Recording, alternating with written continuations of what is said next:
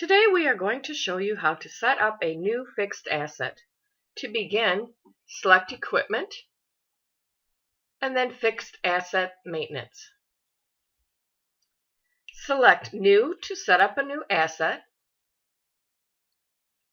The code box will automatically be filled out by the computer.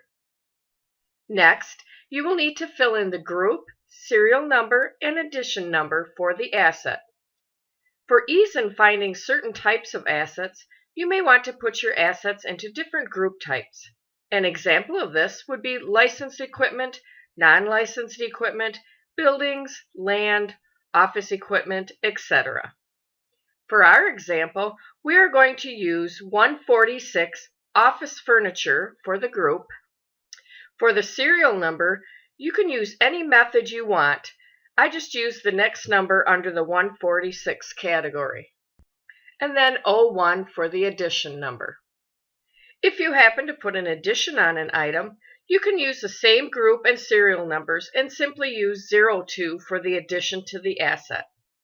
Next, you'll want to give a descriptive name for the asset. You'll need to put a description that you're going to recognize 10 to 20 years from now when you go to find it to dispose of it. We will use the description Office Manager's Chair, black and blue, for this demonstration. If this asset is used, please check the Used Asset box. Now we want to enter the correct debit and credit account numbers. You can either click the tree button to find the correct number, or you can click on the credit button and hand enter the debit and credit numbers. Please pay special attention, as in this screen, the credit number is on top and the debit number is on the bottom. Once you've entered the correct credit and debit account numbers, click the Set Accounts button. Next, click on the Service tab at the bottom of the screen. Here you can add any additional pertinent information if deemed necessary. You can also add the location of your item. For example, the building or site that it is located at. For our example, we'll use Admin Building Office Manager Office. You may also want to add the model year, especially when dealing with equipment.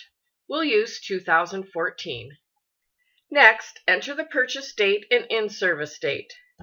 For a lot of assets, these will be the same dates.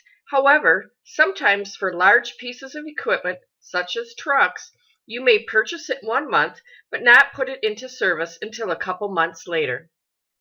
Enter the vendor that you purchased the asset from and any additional descriptions that are needed, perhaps a special serial or lot number. Now, click on the Depreciation tab at the bottom of the screen. Here you will want to add the total amount of the asset, including taxes, license fees, etc. Then enter the number of life years. This is the number of years that the asset needs to be depreciated. Please consult your accounting manual for the correct number of years to enter. If your asset has a salvage value, you will need to enter it in this box. If you want to stop depreciating the asset at a certain dollar amount, enter that amount in the Down To field. Otherwise, leave blank. The depreciation type is the type of depreciation needed for this particular asset. 1 stands for straight line depreciation, and 2 stands for sum of the year's digits. Again, consult your accounting manual for the correct method. The start counter and import from beta date do not need any entries. The Start Depreciation Amount field does not need any information for new assets. At this point, you have entered all the required information for a new asset, and you can click Save on the right-hand side. Please see our next video on disposing of fixed assets for more information on disposing of fixed assets in the Pro Fund Accounting system.